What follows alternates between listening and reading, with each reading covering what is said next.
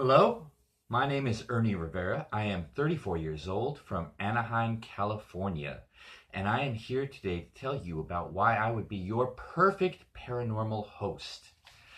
Well, let's get started. So, I have been studying the paranormal most of my life. I've done everything from simulation theory, Dyson spheres, aliens, to demonology, to mythology, to creation myths in every single culture. I absolutely love this stuff. I'm absolutely fascinated by this stuff.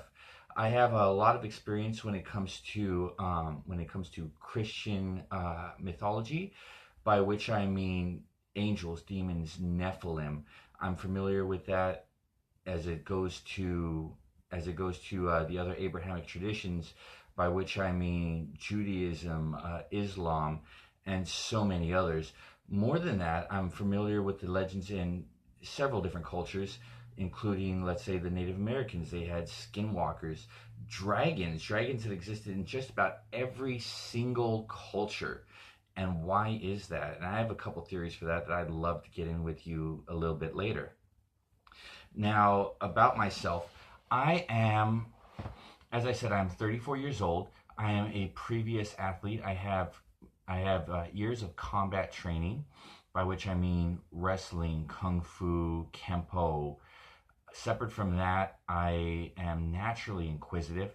I think this would be the perfect job for me. When I was young, when I was a little boy, I would sit and I would watch these television shows where they would show the news reports of people who were having communications with extraterrestrials, and I found that incredibly interesting. And I always knew that one day I would end up right there reporting on these matters.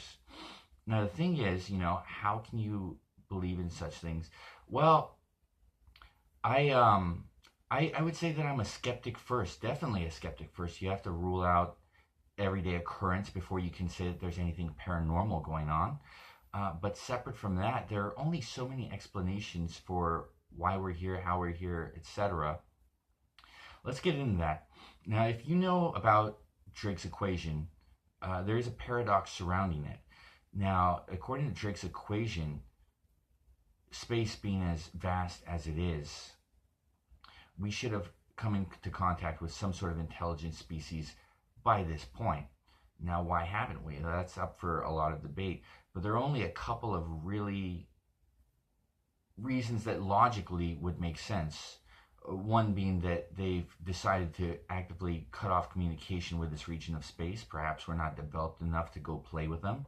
Um, something else that might make sense as to why we find ourselves all alone still, despite the fact that we can basically spy on all these neighboring stars, is because of simulation theory, which states that we aren't exactly real. We are figments of some sort of advanced civilization's basically virtual reality system, where we're holograms in action. And what supports that? Well, a lot of things support that, including the fact that if you take a digital camera and you go down and you view close enough, you can see where it stops being a picture and it starts being pixels. Well, likewise, we're having the same problem with quantum physics right now. We can't link up larger physics with smaller physics, things that happen at a subatomic level. The rules seem to be different. And honestly, when we go onto a small scale, the rules start to break down. And we ask ourselves, why are they breaking down? They don't seem to be adhering to normal laws. They seem to be, particles seem to be in two places at once, and so much more. Well, a lot of people view this as evidence of us being in some sort of a program, which I find interesting and would explain a lot of other phenomena going on. Oh boy, it looks like I am running out of time. Well, let me just say this. Besides being athletic, I have a background in physics, science, and math. I am not terrified of the water at all, not at all. I am quite athletic and able to swim quite well.